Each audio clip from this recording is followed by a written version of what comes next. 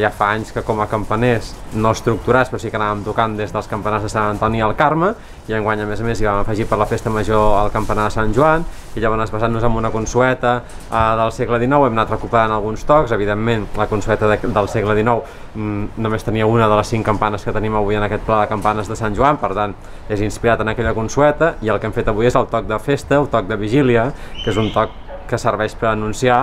a la ciutat que està de festa, i bàsicament està reservat per les grans festivitats que tenim ara mateix a Valls, que són la Mare de la Candela, Sant Joan, Sant Úrsula i també Corpus.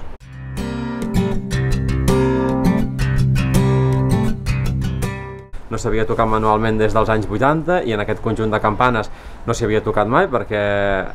almenys per gent de Valls, perquè la Candela es va posar el 2011, sí que és veritat que el 2011 van venir els campaners de les Borges a tocar per les de Senals.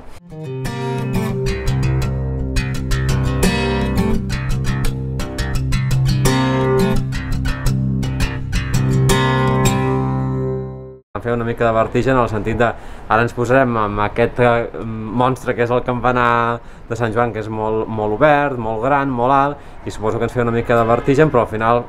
aprofitant també, realment ho volíem fer coincidint amb els 700 anys del Corpus. Va venir la Covid i el confinament i vam trobar un any xulo en el sentit que Sant Joan potser va quedar més descafeinat, i vam aprofitar doncs per engegar tot això, i la idea és ara obrir-ho el màxim de gent possible.